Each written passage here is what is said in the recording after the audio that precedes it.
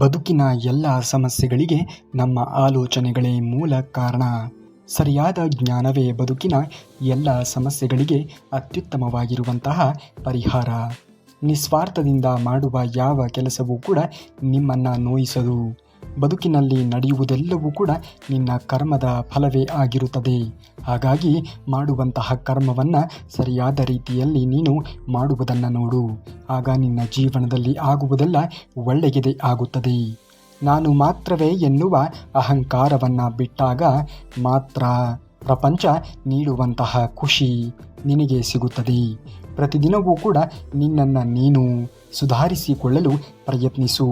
ಬದುಕಿನಲ್ಲಿ ಸಮಸ್ಯೆಗಳಿಂದ ಸಿಗುವಂತಹ ಅನುಭವಗಳೊಂದಿಗೆ ಬದುಕು ನಡೆಸು. ನಿನ್ನ ಬಳಿ ಏನಿದೆಯೋ ಅದನ್ನು ಗೌರವಿಸುವುದನ್ನು ಬದುಕಿನಲ್ಲಿ ನೀನು ಕಲಿಯಬೇಕು. ಆಗ ಆಗುವುದೆಲ್ಲ ಒಳ್ಳೆಯದೇ ಆಗುತ್ತದೆ. ಶ್ರೀಕೃಷ್ಣ ಪರಮಾತ್ಮನು ಇದ್ದಾನೆ.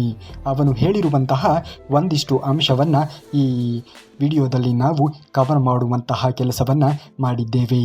ವಿಡಿಯೋವನ್ನು ಎಲ್ಲಿಗೂ ಕೂಡ ಸ್ಕಿಪ್ ಮಾಡದೆ ಸಂಪೂರ್ಣವಾಗಿರುವಂತಹ ವಿಡಿಯೋ ನೋಡಿ ಸಂಪೂರ್ಣವಾಗಿರುವಂತಹ ಮಾಹಿತಿಯನ್ನು ಪಡೆದುಕೊಳ್ಳಿ. ನಿಮ್ಮ ಜೀವನ ಎನ್ನುವುದು ಖಂಡಿತವಾಗಿಯೂ ಕೂಡ ಒಳ್ಳೆಯದೇ ಆಗುತ್ತದೆ. ಬದುಕಿನ ಹೆಚ್ಚು ಕ್ಷಣಗಳನ್ನು ನಿನಗಾಗಿ ಮೀಸಲಿರಿಸು. ಸತ್ಯವನ್ನು ಸತ್ಯವಾಗಿ ಕಾಣು ಮತ್ತು ಸತ್ಯಕ್ಕೆ ತಲೆಬಾಗು. ನಿನ್ನನ್ನು ನೀನೇ ಪ್ರೀತಿಸುವುದು ಸ್ವಾರ್ಥವಲ್ಲ, ಅದು ಬದುಕು ಕಲಿಸಿರುವಂತಹ ಮೊದಲ ಪಾಠ ಎನ್ನುವುದನ್ನು ಮರೆಯಲೇಬೇಡ. ಪ್ರತಿಯೊಂದು ನಿಮಿಷವನ್ನು ಕೂಡ ನೀನು ಸಾರ್ಥಕಪಡಿಸಿಕೊಳ್ಳಬೇಕು ಅನ್ನುವುದೇ ಆದರೆ ಆ ಪ್ರತಿಯೊಂದು ನಿಮಿಷವನ್ನು ಕೂಡ ನೀನು ಸರಿಯಾದ ರೀತಿಯಲ್ಲಿ ಮೊದಲು ಜೀವನದಲ್ಲಿ ಬಳಸಿಕೊಳ್ಳುವುದನ್ನು ನೋಡಬೇಕು. ಅಂದಾಗ ಮಾತ್ರ ಬದುಕಿನಲ್ಲಿ ಆಗುವುದೆಲ್ಲ ಒಳ್ಳೆಯದೇ ಆಗುತ್ತದೆ. ನಿನ್ನ ಮೌಲ್ಯವನ್ನು ನೀನು ಗೌರವಿಸದೇ ಇದ್ದರೆ ಲೋಕ ಅದನ್ನು ಗೌರವಿಸುವುದೇ ಇಲ್ಲ. ನಿನ್ನ ಸಂತೋಷಕ್ಕೆ ನೀನೇ ಹೊಣೆ ಎಂದು ಅರಿತ ದಿನ ನೀನು ಯಾರ ಮೇಲೆಯೂ ಕೂಡ ಅವಲಂಬಿತವಾಗಿ ಇರುವುದಿಲ್ಲ. ಚಿಂತಿಸುವುದಕ್ಕೆ ಹೋಗಬೇಡ. ಇವತ್ತಿನ ಪರಿಸ್ಥಿತಿಯೇ ಶಾಶ್ವತವಲ್ಲ. ಕಾಲಕ್ಕೆ ತಕ್ಕಂತೆ ಪರಿಸ್ಥಿತಿ ಮನಸ್ಥಿತಿ ಎರಡೂ ಕೂಡ ಬದಲಾಗುತ್ತದೆ. ಏನೇ ಬಂದರೂ ಕೂಡ ಎಲ್ಲವನ್ನ ಹೊಂದಿಕೊಂಡು ಜೀವನದಲ್ಲಿ ಮುಂದುವರಿಯುವುದನ್ನು ನೋಡಬೇಕು. ಅಂದಾಗ ಮಾತ್ರ ಬದುಕಿನಲ್ಲಿ ನಾವು ಮುಂದೆ ಬರುವುದಕ್ಕೆ ಸಾಧ್ಯವಾದೀತು. ಈ ಸತ್ಯವನ್ನು ಅರಿತು ಜೀವನವನ್ನು ಮಾಡುವುದನ್ನು ನಾವು ನೋಡಬೇಕು. ಅಂದಾಗ ಮಾತ್ರ ಬದುಕಿನಲ್ಲಿ ನಾವು ಮುಂದೆ ಬರುತ್ತೇವೆ. ಜೀವನದಲ್ಲಿ ತೊಂದರೆಗಳು ನಮ್ಮನ್ನು ಮುರಿಯಲು ಬರುವುದಿಲ್ಲ, ನಮ್ಮ ಬೆಳಗಿನ ಶಕ್ತಿಯನ್ನು ಎಚ್ಚರಿಸಲು ಬರುತ್ತದೆ. ಅವುಗಳಲ್ಲಿ ಸಹನೆಯಿಂದ ಒಂದು ದಿನ ತನ್ನದೇ ಕತೆ ಬೆಳಗಾಗುತ್ತದೆ. ಯಾರು ಗಮನಿಸಿದಾಗ ಮಾಡುವಂತಹ ನಿನ್ನ ಶ್ರಮ ನಿಶಬ್ದವಾಗಿ ಬೆಳೆದು ಬಲವಾಗುತ್ತದೆ. ಯಾರೋ ಏನೋ ಹೇಳಿದರು ಎಂದು ತಲೆಯನ್ನು ಕೆಡಿಸಿಕೊಳ್ಳುವುದಕ್ಕೆ ಹೋಗಬೇಡಿ. ನಿಮ್ಮ ಕಾರ್ಯವನ್ನು ನಿಮ್ಮ ಕೆಲಸವನ್ನು ಪ್ರಾಮಾಣಿಕವಾಗಿ ಮಾಡುತ್ತಾ ಮುಂದುವರಿಯುವುದನ್ನು ನೋಡಿ. ನಿಮ್ಮ ಪ್ರಾಮಾಣಿಕವಾಗಿರುವಂತಹ ಕೆಲಸಕ್ಕೆ ದೇವರು ಯಾವ ಸಂದರ್ಭದಲ್ಲಿ ಏನನ್ನು ಕರುಣಿಸಬೇಕೋ ಅದನ್ನು ಖಂಡಿತವಾಗಿಯೂ ಕೂಡ ಕರುಣಿಸುತ್ತಾನೆ. ಕೇವಲ ದೇವರ ಮೇಲೆ ನಂಬಿಕೆಯನ್ನು ಇಟ್ಟು ಮಾಡುವಂತಹ ಕೆಲಸ ಯಾವ ಕೆಲಸವಾದರೂ ಕೂಡ ಸರಿ. ಕೆಲಸಗಳಲ್ಲಿ ಸಣ್ಣ ಕೆಲಸ ದೊಡ್ಡ ಕೆಲಸ ಎನ್ನುವಂತಹ ತಾರತಮ್ಯತೆ ಎನ್ನುವುದು ಇಲ್ಲ. ಯಾವುದೇ ಕೆಲಸವಾಗಲಿ ಅದೇ ಕೆಲಸವನ್ನು ಶ್ರೇಷ್ಠ ಕೆಲಸ ಎಂದು ಭಾವಿಸುತ್ತಾ ಮುಂದುವರಿಯುವುದನ್ನು ನೋಡಿ. ಪ್ರಾಮಾಣಿಕವಾಗಿ ನಾವು ಬೆವರು ಸುರಿಸಿದಾಗ ಆ ಬೆವರಿನ ಹನಿಗೆ ಸೂಕ್ತವಾಗಿರುವುದನ್ನು ದೇವರು ಕ್ರಮೇಣವಾಗಿ ನಮಗೆ ಒದಗಿಸುತ್ತಾನೆ. ಅಲ್ಲಿಯವರೆಗೆ ಕಾಯುವಂತಹ ತಾಳ್ಮೆಯನ್ನು ನಾವು ಜೀವನದಲ್ಲಿ ಬೆಳೆಸಿಕೊಳ್ಳಬೇಕು. ಒಂದು ದಿನ ಅದೇ ಶ್ರಮ ಎಲ್ಲರ ದೃಷ್ಟಿಯನ್ನು ನಿನ್ನತ್ತ ತಿರುಗಿಸುತ್ತದೆ. ಅಂದು ನೀನು ಏನು ಹೇಳಬೇಕಾಗಿಲ್ಲ. ನಿನ್ನ ಸಾಧನೆ ನಿನ್ನ ಮೌನ ಉತ್ತರವಾಗಿ ಇರುತ್ತದೆ. ಯಾವಾಗಲೂ ಕೂಡ ನೆನಪಿನಲ್ಲಿ ಇಡು, ನಿಮ್ಮನ್ನು ನಿರ್ಣಯಿಸುವ ಹಕ್ಕು ಯಾರಿಗೂ ಕೂಡ ಇಲ್ಲ. ಏಕೆಂದರೆ ನೀವು ಏನನ್ನು ಅನುಭವಿಸುತ್ತಾ ಇರುವಿರಿ ಎನ್ನುವುದು ಯಾರಿಗೂ ಕೂಡ ತಿಳಿದಿರುವುದಿಲ್ಲ. ಜೀವನದಲ್ಲಿ ಆಗುವುದೆಲ್ಲ ಒಳ್ಳೆಯದೇ ಆಗುತ್ತದೆ. ದೇವರ ಮೇಲೆ ನಂಬಿಕೆಯನ್ನು ಇಟ್ಟು ಮಾಡುವಂತಹ ಕೆಲಸವನ್ನು ಮಾಡುತ್ತಾ ಮುಂದುವರಿಯುವುದನ್ನು ನೋಡಿ. ಸದಾಕಾಲ ಧರ್ಮಯುತವಾಗಿರುವಂತಹ ದಾರಿಯಲ್ಲಿಯೇ ಮುಂದುವರಿಯುವುದನ್ನು ನೋಡಬೇಕು. ಅಂದಾಗ ಮಾತ್ರ ಧರ್ಮ ನಮ್ಮನ್ನು ರಕ್ಷಣೆಯನ್ನು ಮಾಡುತ್ತದೆ ಎಂದು ಹೇಳುವುದಕ್ಕೆ ಸಾಧ್ಯವಾದೀತು. ಸತ್ಯವನ್ನು ನುಡಿಯಬೇಕು. ಅವರು ಕತೆಗಳನ್ನು ಹೇಳಿರಬಹುದು, ಆದರೆ ನಿಮ್ಮ ಹೃದಯದಲ್ಲಿ ನೀವು ಏನನ್ನು ಅನುಭವಿಸುತ್ತಾ ಇರುವಿರಿ ಎಂದು ಅವರು ತಿಳಿಯದೆಯೇ ಇರುವುದಿಲ್ಲ. ಇತರರ ಜನರಿಗಾಗಿ ನಿಮ್ಮನ್ನು ಬದಲಾಯಿಸಿಕೊಳ್ಳುವುದಕ್ಕೆ ಹೋಗಬೇಡಿ. ಸರಿಯಾದ ಜನರು ನಿಮ್ಮನ್ನು ಪ್ರೀತಿಸಿ ಇರುತ್ತಾರೆ. ಸಮಯ ಮತ್ತು ಸಲಹೆ ಈ ಎರಡನ್ನ ಅಗತ್ಯವಿರುವವರಿಗೆ ಅಷ್ಟೇ ನೀಡಬೇಕು. ಯಾರಿಗೆ ನಿಮ್ಮ ಅಗತ್ಯ ಇರುವುದಿಲ್ಲವೋ ಅಂಥವರ ಬಳಿಯಲ್ಲಿ ನೀವು ಎಂತಹ ಉಪದೇಶಗಳನ್ನು ನೀಡಿದರೂ ಕೂಡ ಅದು ವ್ಯರ್ಥವೇ ಆಗುತ್ತದೆ. ಯಾರು ನಿಮ್ಮ ಮಾತಿಗೆ ಬೆಲೆಯನ್ನು ಕೊಡುತ್ತಾರೆಯೋ, ಯಾರು ನಿಮ್ಮ ಮಾತನ್ನು ಅನುಸರಿಸುತ್ತಾರೆಯೋ ಅಂಥವರ ಬಳಿಯಲ್ಲಿ ಮಾತ್ರ ಮಾತನಾಡುವುದಕ್ಕೆ ಹೋಗಬೇಕು. ಅತಿ ಹೆಚ್ಚು ನೀಡಿದರೆ ನಮ್ಮ ಸಮಯವೂ ಕೂಡ ಮೌಲ್ಯವೂ ಕೂಡ ಕಳೆದುಕೊಳ್ಳುತ್ತದೆ ಮತ್ತು ನಮ್ಮ ಸಲಹೆಯೂ ಕೂಡ ನಿರರ್ಥಕವಾಗುತ್ತದೆ. ಎಲ್ಲವೂ ಒಂದೇ ಕ್ಷಣದಲ್ಲಿ ಸರಿ ಆಗುವುದಿಲ್ಲ. ಆದರೆ ಪ್ರತಿದಿನ ನೀನು ಕೈ ಬಿಡದೆ ನಿನ್ನ ಹೊಣೆಗಾರಿಕೆಯಿಂದ ನಿಂತಿದ್ದಾಗ ಮಾತ್ರ ಜೀವನ ಎನ್ನುವುದು ನಿಧಾನವಾಗಿ ನಿನ್ನ ಶ್ರಮವನ್ನು ಗುರುತಿಸಿ ನಿನ್ನ ಪರವಾಗಿ ತಿರುಗಿ ನೋಡುವಂತೆ ಮಾಡುತ್ತದೆ. ಜೀವನವೇ ಹಾಗೆ. ಇಲ್ಲಿ ಯಾರೂ ಕೂಡ ಊಹೆ ಮಾಡುವುದಕ್ಕೆ ಸಾಧ್ಯವೇ ಇಲ್ಲ. ಆಗುವುದೆಲ್ಲ ಒಳ್ಳೆಯದೇ ಆಗುತ್ತದೆ. ದೇವರ ಮೇಲೆ ನಂಬಿಕೆಯನ್ನು ಇಡಿ. ನೀವು ನಿಮ್ಮ ಕೆಲಸದ ಮೇಲೆ ನಂಬಿಕೆಯನ್ನು ಇಟ್ಟು ಮಾಡುವಂತಹ ಕೆಲಸದಲ್ಲಿ ಪ್ರಾಮಾಣಿಕತೆಯನ್ನು ತೊಡಗಿಸಿಕೊಂಡಾಗ ಜೀವನದಲ್ಲಿ ಖಂಡಿತವಾಗಿಯೂ ಕೂಡ ನಾವು ಬೆಳವಣಿಗೆಯನ್ನು ಹೊಂದುವುದಕ್ಕೆ ಸಾಧ್ಯವಾಗುತ್ತದೆ. ಯಾರನ್ನು ಏಕೆ ನೀನು ಸುಮ್ಮನೆ ನಂಬುವುದಕ್ಕೆ ಹೋಗುತ್ತೀಯಾ? ಇಲ್ಲಿ ನಂಬಿಕೆಯನ್ನು ಉಳಿಸಿಕೊಳ್ಳುವಂತಹ ಅರ್ಹತೆ ಯಾರಿಗೂ ಕೂಡ ಇರುವುದೇ ಇಲ್ಲ. ಒಂದು ವೇಳೆ ನಿನ್ನ ನಂಬಿಕೆಯನ್ನು ಉಳಿಸಿಕೊಳ್ಳುವಂತಹ ಅರ್ಹತೆ ಯಾರಲ್ಲಿ ಇರುತ್ತದೆಯೋ ಅಂಥವರಿಗೆ ಮಾತ್ರ ನೀನು ನಿನ್ನ ನಂಬಿಕೆಯನ್ನು ಇಡುವುದಕ್ಕೆ ಅಥವಾ ನಿನ್ನ ಮಾತುಗಳನ್ನು ಅಂಥವರ ಬಳಿಯಲ್ಲಿ ಹಂಚಿಕೊಳ್ಳುವುದಕ್ಕೆ ಹೋಗಬೇಕು. ಯುದ್ಧವನ್ನು ಅಷ್ಟೇ ಅಲ್ಲ, ಜೀವನದ ಸಂಕಷ್ಟಗಳನ್ನು ಕೇವಲ ಬಲದಿಂದ ಗೆಲ್ಲಲು ಸಾಧ್ಯವೇ ಇಲ್ಲ. ಕೃಷ್ಣನು ತೋರಿದಂತೆ ತಾಳ್ಮೆಯ ತಂತ್ರ ಎನ್ನುವುದು ಮತ್ತು ಸಮಯಕ್ಕೆ ತಕ್ಕಂತೆ ವರ್ತಿಸುವಂತಹ ಬುದ್ಧಿವಂತಿಕೆ ಎನ್ನುವುದು ನಿಮ್ಮಲ್ಲಿ ಇರಬೇಕಾಗಿರುವಂಥದ್ದು ಅತ್ಯಂತ ಅವಶ್ಯಕವಾಗಿ ಇದೆ. ಹಾಗಾಗಿಯೇ ಹೇಳುವುದು ಎಲ್ಲವೂ ಕೂಡ ಒಳ್ಳೆಯದೇ ಆಗುತ್ತದೆ ಎಂದು. ಜೀವನದಲ್ಲಿ ಏನೇ ಆದರೂ ಕೂಡ ನಿಮ್ಮ ಮೇಲೆ ನಿಮಗೆ ನಂಬಿಕೆ ಎನ್ನುವುದು ಇರಬೇಕು. ನಾವು ಎಷ್ಟೇ ಒಳ್ಳೆಯವರಾಗಿ ಇದ್ದರೂ ಕೂಡ ಯಾರೋ ಒಬ್ಬರ ಕಥೆಯಲ್ಲಿ ನಾವು ಕೆಟ್ಟವರೇ. ಹಾಗಾಗಿ ಎಲ್ಲರಿಗೂ ಕೂಡ ಇಷ್ಟ ಆಗುವುದಕ್ಕೆ ಅಥವಾ ಇಷ್ಟ ಆಗುತ್ತೇವೆ ಅನ್ನುವುದಕ್ಕೆ ಆಗುವುದಿಲ್ಲ. ನಟನೆ ಮಾಡುತ್ತಾ ಜೀವಿಸುವುದಕ್ಕಿಂತ ನಮಗೆ ಹೇಗೆ ಇಷ್ಟನೋ ಹಾಗೆ ಜೀವಿಸುವುದು ಉತ್ತಮ. ಸಾಧಿಸುವ ಮುನ್ನ ಹಾಸ್ಯವಾಗಿ ನೋಡುತ್ತಾರೆ, ಸಾಧಿಸಿದ ಬಳಿಕ ವಿಶೇಷವಾಗಿ ನೋಡುತ್ತಾರೆ. ಜೀವನವೇ ಹಾಗೆ. ಇಲ್ಲಿ ಯಾರೂ ಕೂಡ ಒಂದೇ ರೀತಿಯಾಗಿ ವರ್ತನೆಯನ್ನು ತೋರುವುದಿಲ್ಲ. ಅವರ ಅವಶ್ಯಕತೆಗಳಿಗೆ ಮಾತ್ರ ವರ್ತನೆಯನ್ನು ತೋರುತ್ತಾರೆ. ನಿಮ್ಮಿಂದ ಅವರಿಗೆ ಏನಾದರೂ ಕೆಲಸ ಆಗಬೇಕು ಅಂದಾಗ ಮಾತ್ರ ಅವರು ನಿಮ್ಮನ್ನು ಇಷ್ಟಪಟ್ಟವರಂತೆ ವರ್ತನೆಯನ್ನು ತೋರುತ್ತಾರೆ. ಅದನ್ನು ಬಿಟ್ಟರೆ ಯಾರೂ ಕೂಡ ನಿಮ್ಮ ಎದುರಿಗೆ ನಿಮ್ಮ ನಂಬಿಕೆಗೆ ಅರ್ಹವಾಗಿರುವಂತಹ ಕೆಲಸವನ್ನು ಮಾಡುವುದಕ್ಕೆ ಹೋಗುವುದೇ ಇಲ್ಲ. ನೀವು ಎಂದಿಗೂ ಕೂಡ ನೀವು ಏನು ಅಂದುಕೊಳ್ಳುತ್ತೀರಿಯೋ ಅದನ್ನು ಅರ್ಧದಲ್ಲಿ ಎಂದಿಗೂ ಕೂಡ ಕೈ ಬಿಡಲೇಬಾರದು. ಕೆಲವು ಸಂಬಂಧಗಳನ್ನು ದೇವರೇ ಹಾಳು ಮಾಡಿಬಿಡುತ್ತಾನೆ. ಕಾರಣ ಇಷ್ಟೇ, ಜೀವನ ಹಾಳಾಗಬಾರದು ಎನ್ನುವುದು. ಹಾಗಾಗಿ ಹೋಗುವವರನ್ನು ಹೋಗಲು ಬಿಡಿ. ಯಾರು ನಿಮ್ಮ ಜೀವನದಲ್ಲಿ ನಿಮ್ಮನ್ನು ಅರಿತುಕೊಂಡು ಜೀವನ ನಿರ್ವಹಣೆಯನ್ನು ಮಾಡುತ್ತಾರೆಯೋ ಅಂಥವರಿಗೆ ಮಾತ್ರ ನಿಮ್ಮ ಜೀವನದಲ್ಲಿ ಉಳಿಸಿಕೊಳ್ಳಿ. ಬೇರೆಯವರಿಗೆ ಬಿಟ್ಟು ಬಿಡುವುದೇ ಒಳ್ಳೆಯದು. ಬಾಡದ ಹೂವನ್ನು ಬೆಳೆಯ ಮಾರ್ಗರು. ನೋವು ಇಲ್ಲದ ಜೀವನವನ್ನು ಬೆಳೆಯಲು ಯಾರು ಎಷ್ಟೇ ಸುಂದರವಾಗಿರುವಂತಹ ವೇಷವನ್ನು ಹಾಕಿದರೂ ಕೂಡ ಪರಿಸ್ಥಿತಿಗಳು ಮತ್ತು ಕಾಲ ಅವರವರ ನಿಜ ಸ್ವರೂಪವನ್ನು ಎಲ್ಲಿಯೂ ಕೂಡ ಒಂದು ದಿನ ಪರಿಚಯವನ್ನು ಮಾಡಿಕೊಡುತ್ತದೆ. ಪರಮಾತ್ಮ ನಿನ್ನ ಪರಮ ಮಿತ್ರ ಎನ್ನುವುದನ್ನು ಮರೆಯಲೇಬೇಡ. ಜೀವನದಲ್ಲಿ ಏನೇ ಆಗಿದ್ದರೂ ಕೂಡ ಎಲ್ಲದಕ್ಕೂ ಒಂದು ಕಾರಣ ಎನ್ನುವುದು ಇದ್ದೇ ಇರುತ್ತದೆ. ನಿನ್ನ ಇಂದಿನ ಸ್ಥಿತಿಗಳಿಗೆ ಇನ್ನೇನೋ ಕಾರಣ ಇರಬಹುದು. ಆದರೆ ನಿನ್ನ ನಾಳೆಯ ಸ್ಥಿತಿ ಎನ್ನುವುದು ಇಂದು ನೀನು ಹೇಗೆ ಕೆಲಸವನ್ನು ಮಾಡುತ್ತೀಯ ಎನ್ನುವುದರ ಮೇಲೆ ಅವಲಂಬಿತವಾಗಿರುತ್ತದೆ. ಮಾಡುವ ಕೆಲಸದಲ್ಲಿ ಪ್ರಾಮಾಣಿಕತೆ ಇರಲಿ. ಖಂಡಿತವಾಗಿಯೂ ಕೂಡ ಆಗುವುದೆಲ್ಲ ಒಳ್ಳೆಯದೇ ಆಗುತ್ತದೆ. ಸದಾಕಾಲ ನಮ್ಮ ಸುತ್ತಮುತ್ತಲೂ ಕೂಡ ಒಳ್ಳೆಯ ರೀತಿಯಲ್ಲಿ ಯೋಚನೆ ಮಾಡುವಂಥವರನ್ನೇ ನಾವು ಇಟ್ಟುಕೊಳ್ಳಬೇಕು. ಸುಖ ಸುಮ್ಮನೆ ಬೇರೆಯವರನ್ನು ನಾವು ಇಟ್ಟುಕೊಳ್ಳುವುದರಿಂದ ನಮ್ಮ ಜೀವನ ಎನ್ನುವುದು ಎಂದಿಗೂ ಕೂಡ ಉನ್ನತವಾಗಿರುವಂತಹ ಹಂತಕ್ಕೆ ತಲುಪುತ್ತದೆ ಎಂದು ಹೇಳುವುದಕ್ಕೆ ಸಾಧ್ಯವೇ ಇಲ್ಲ. ಏಕಾಂತದಲ್ಲಿ ಕುಳಿತು ಒಮ್ಮೆ ಯೋಚಿಸು. ಈ ಯೋಚನೆ ಎನ್ನುವುದು ನಿಮ್ಮ ಜೀವನವನ್ನು, ನಿಮ್ಮ ದೃಷ್ಟಿಯನ್ನೇ ಬದಲಿಸಬಹುದು. ನನ್ನ ಅಂತ್ಯವಾದರೆ ಯಾರಿಗೆ ಅತಿ ಹೆಚ್ಚು ನೋವು ಮತ್ತು ನಷ್ಟವಾಗುತ್ತದೆ ಎಂದು, ಯಾರಿಗೆ ಹೆಚ್ಚು ನೋವು ಮತ್ತು ನಷ್ಟವಾಗುತ್ತದೆಯೋ ಕೇವಲ ಅವರಿಗಾಗಿ ಬದುಕಿ ಮತ್ತು ಉಳಿದವರನ್ನು ಅವರ ಪಾಡಿಗೆ ಅವರನ್ನು ಬಿಟ್ಟು ಬಿಡುವುದು ಒಳ್ಳೆಯದು. ಈ ಯೋಚನೆಗಳನ್ನು ನೀವು ಜೀವನದಲ್ಲಿ ಅಳವಡಿಸಿಕೊಂಡಾಗ ಮಾತ್ರ ಬದುಕಿನಲ್ಲಿ ಮುಂದೆ ಬರುವುದಕ್ಕೆ ಸಾಧ್ಯವಾಗುತ್ತದೆ. ಆಗುವುದೆಲ್ಲ ಒಳ್ಳೆಯದೇ ಆಗುತ್ತದೆ. ಖಂಡಿತವಾಗಿಯೂ ಕೂಡ ದೇವರು ಇದ್ದಾನೆ. ಯಾರಿಗೆ ಯಾವುದನ್ನು ಕೊಡಬೇಕೋ ಆ ಸಮಯದಲ್ಲಿ ಕೊಟ್ಟೇ ಕೊಡುತ್ತಾನೆ.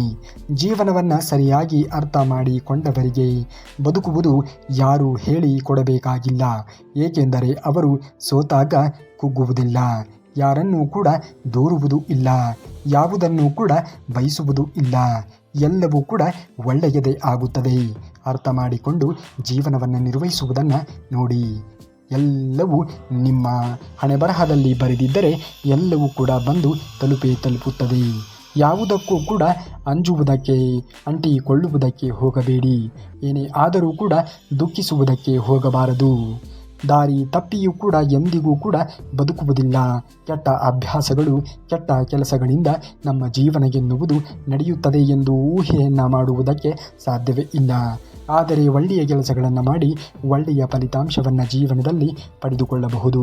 ಕೆಟ್ಟ ಕೆಲಸಗಳನ್ನು ಮಾಡಿ ಕೆಟ್ಟ ದಾರಿಯಲ್ಲಿ ಜೀವನವನ್ನು ನಿರ್ವಹಿಸಬೇಕು ಎಂದು ಯೋಚನೆಯನ್ನು ಮಾಡಿದ ಕ್ಷಣದಿಂದಲೇ ನಿಮ್ಮ ಜೀವನದಲ್ಲಿ ಕೆಟ್ಟದ್ದು ಎನ್ನುವುದು ಆವರಿಸುತ್ತಾ ಹೋಗುತ್ತದೆ. ತಾಳ್ಮೆಯಿಂದ ಇರುವುದನ್ನು ಕಲಿಯಬೇಕು. ನೀವು ಪಡುತ್ತಿರುವಂತಹ ಕಷ್ಟಕ್ಕೆ ಒಳ್ಳೆಯ ದಿನ ಬಂದೇ ಬರುತ್ತದೆ.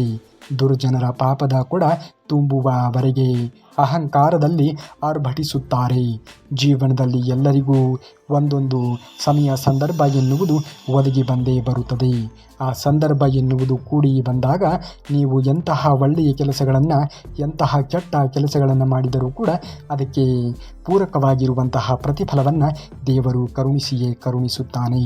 ಘೋರ ಅಂತ್ಯ ಸಜ್ಜನರ ಪುಣ್ಯದ ಕೂಡ ತುಂಬುವವರೆಗೂ ಕೂಡ ಸಾಲು ಸಾಲು ಕಷ್ಟಗಳು, ನಂತರ ಅಮೋಘವಾಗಿರುವಂತಹ, ಅಸಂಖ್ಯವಾಗಿರುವಂತಹ ರೀತಿಯಲ್ಲಿ ನಿಮ್ಮ ಜೀವನದಲ್ಲಿ ಎಲ್ಲವೂ ಕೂಡ ಒಳ್ಳೆಯದೇ ಆಗುತ್ತದೆ.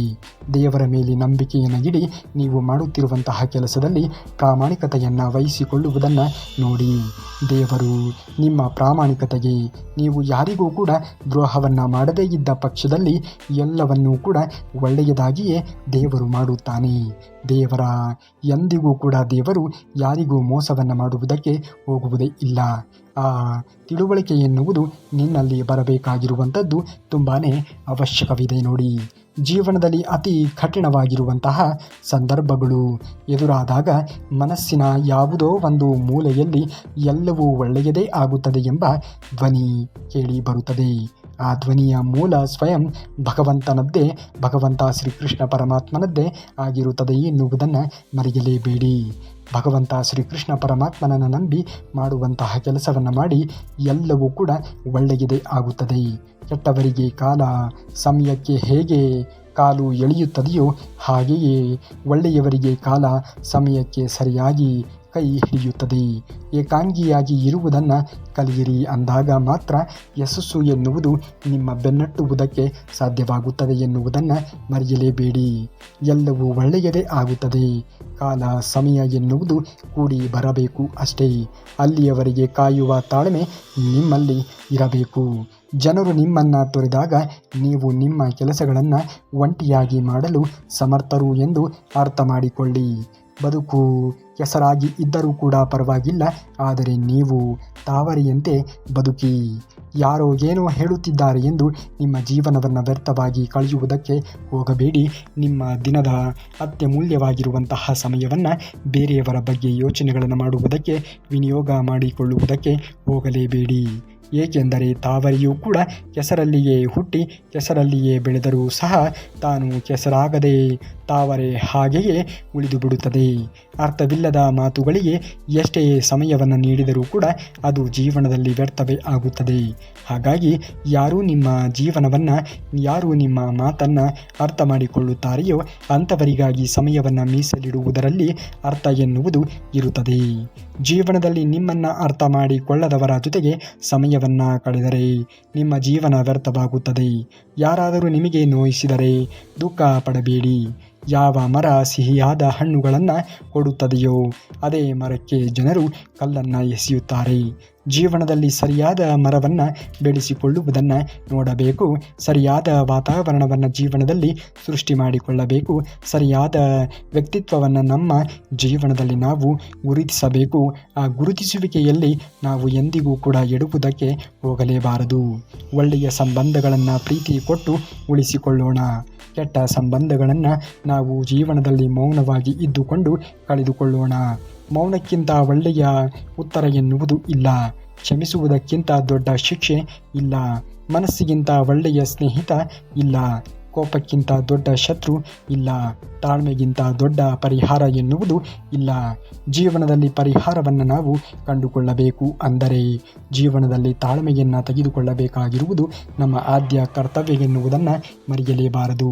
ಜೀವನದಲ್ಲಿ ತಾಳ್ಮೆ ಇರಲಿ, ಆಗುವುದೆಲ್ಲ ಒಳ್ಳೆಯದೇ ಆಗುತ್ತದೆ. ಏನೇ ಆದರೂ ಕೂಡ ಎಂದಿಗೂ ಕೂಡ ತಲೆ ಕೆಡಿಸಿಕೊಳ್ಳುವುದಕ್ಕೆ ಹೋಗಲೇಬೇಡಿ. ಪ್ರತಿಯೊಂದು ಸಮಸ್ಯೆಗಳಿಗೆ ಪರಿಹಾರ ಎನ್ನುವುದು ಇದ್ದೇ ಇರುತ್ತದೆ. ಶತ್ರುವು ಎಷ್ಟೇ ಋಣಾತ್ಮಕವಾಗಿ ಬಲಶಾಲಿಯಾಗಿ ಇದ್ದರೂ ಕೂಡ ಕರ್ಮದ ಫಲ ಎದುರಾದಾಗ ಶರಣಾಗತಿಯನ್ನು ಹೊಂದಲೇಬೇಕು. ಚಿಂತನೆಗಳು ತಲೆ ಸುತ್ತ ಹಾರಾಡುವ ಹಕ್ಕಿಗಳಿದ್ದಂತೆ ಹಾರಾಡಲಿ ಬಿಡಿ. ಆದರೆ ಅಲ್ಲೇ ಗೂಡು ಕಟ್ಟಲು ಅವಕಾಶವನ್ನು ನೀಡಬೇಡಿ.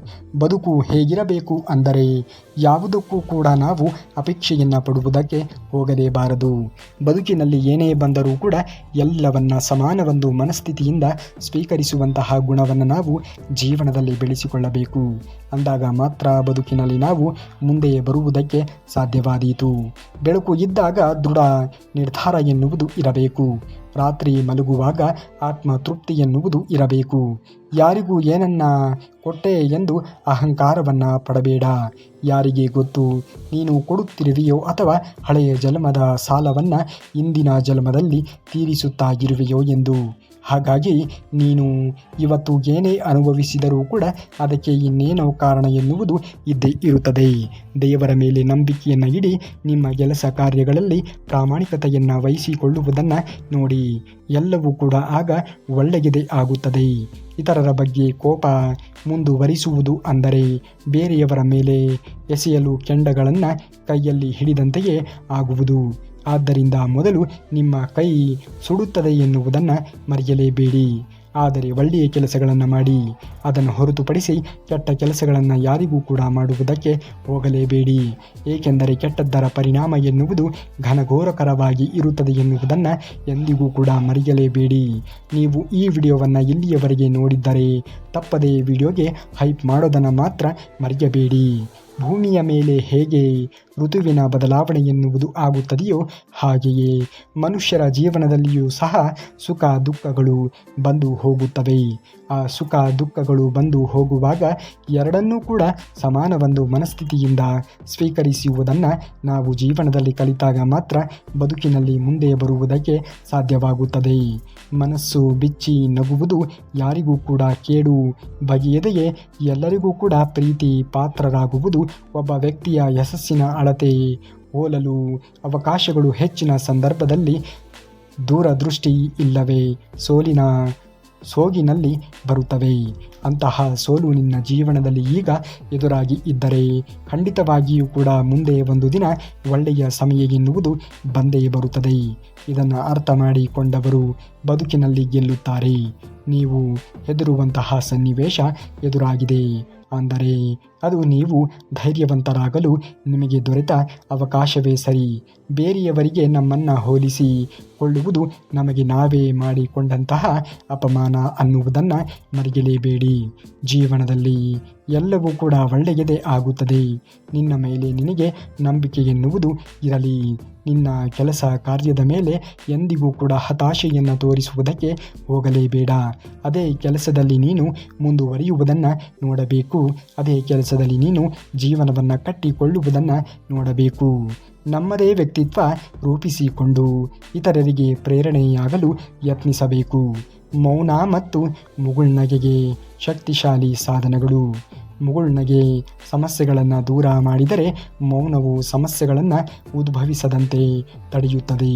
ಅಂತಹ ಪ್ರೇರಣೆ ಎನ್ನುವುದು ನಿಮ್ಮಲ್ಲಿ ಇದ್ದಾಗ ಮಾತ್ರ ಬದುಕನ್ನು ನೀವು ಕಟ್ಟಿಕೊಳ್ಳುವುದಕ್ಕೆ ಸಾಧ್ಯವಾಗುತ್ತದೆ ಎನ್ನುವುದನ್ನು ಮರೆಯಲೇಬೇಡಿ. ಖಂಡಿತವಾಗಿಯೂ ಕೂಡ ಆಗುವುದೆಲ್ಲ ಒಳ್ಳೆಯದೇ ಆಗುತ್ತದೆ. ಶ್ರೀಕೃಷ್ಣ ಪರಮಾತ್ಮನ ಮೇಲೆ ನಂಬಿಕೆಯನ್ನು ಇಟ್ಟು ಮಾಡುವಂತಹ ಕೆಲಸವನ್ನು ಮಾಡುತ್ತಾ ಮುಂದುವರಿಯುವುದನ್ನು ನೋಡಬೇಕು. ಮನಸ್ಸಿಲ್ಲದೆ ಇದ್ದರೆ ತೃಪ್ತಿ ಇರುತ್ತದೆ, ಆದರೆ ಸಾಮಾನ್ಯವಾಗಿ ತೃಪ್ತಿ ಇದ್ದಲ್ಲಿ ಯಶಸ್ಸು ನೆಲೆಸಿರುತ್ತದೆ. ಇದ್ದುದರಲ್ಲಿಯೇ ತೃಪ್ತಿ ಪಟ್ಟು ಯಶಸ್ಸು ಪಡೆಯೋಣ. ತನ್ನ ಗುಟ್ಟನ್ನು ಯಾರೊಂದಿಗೂ ಕೂಡ ಹಂಚಿಕೊಳ್ಳುವುದಕ್ಕೆ ಹೋಗಲೇಬಾರದು. ಆಗುವುದೆಲ್ಲ ಒಳ್ಳೆಯದೇ ಆಗುತ್ತದೆ. ಶ್ರೀಕೃಷ್ಣ ಪರಮಾತ್ಮನನ್ನು ನಂಬಿ ಜೀವನವನ್ನು ಮಾಡುವುದನ್ನು ನೋಡಬೇಕು. ಏಕೆಂದರೆ ಜೀವನದಲ್ಲಿ ಯಾವ ಮಿತ್ರ ಯಾವಾಗ ಶತ್ರುವಾಗುತ್ತಾನೆ ಎಂದು ಹೇಳಲು ಸಾಧ್ಯವೇ ಇಲ್ಲ. ಏನನ್ನಾದರೂ ಪಡೆಯುವುದಕ್ಕಿಂತ ಏನನ್ನ ರಕ್ಷಿಸುವುದು ತುಂಬಾ ಕಷ್ಟ. ಆ ರಕ್ಷಿಸುವಿಕೆ ಎನ್ನುವುದು ನಿಮ್ಮಲ್ಲಿ ಅಡಕವಾಗಿ ಇದ್ದಾಗ ಜೀವನದಲ್ಲಿ ಎಲ್ಲವೂ ಕೂಡ ಸಹಕಾರವನ್ನು ಹೊಂದುತ್ತದೆ ಎನ್ನುವುದನ್ನು ಎಂದಿಗೂ ಕೂಡ ಜೀವನದಲ್ಲಿ ಮರೆಯುವುದಕ್ಕೆ ಹೋಗಲೇಬೇಡಿ. ಅದು ಸಂಪತ್ತು, ಗೌರವ, ಪ್ರೀತಿ ಅಥವಾ ಒಳ್ಳೆಯ ವ್ಯಕ್ತಿಯಾಗಿ ಇರಲು ಸೋಲನ್ನು ಹೃದಯಕ್ಕೆ ಇಳಿಯಲು ಬಿಡಬಾರದು ಮತ್ತು ಗೆಲುವನ್ನು ತಲೆಗೆ ಏರಲು ಬಿಡಬಾರದು. ಸ್ವಸಹಾಯದಲ್ಲಿ ನಂಬಿಕೆ ಎನ್ನುವುದು ಇರುವವರೆಗೆ ದೇವರು ಸಹ ಸಹಾಯವನ್ನು ಮಾಡುತ್ತಾನೆ.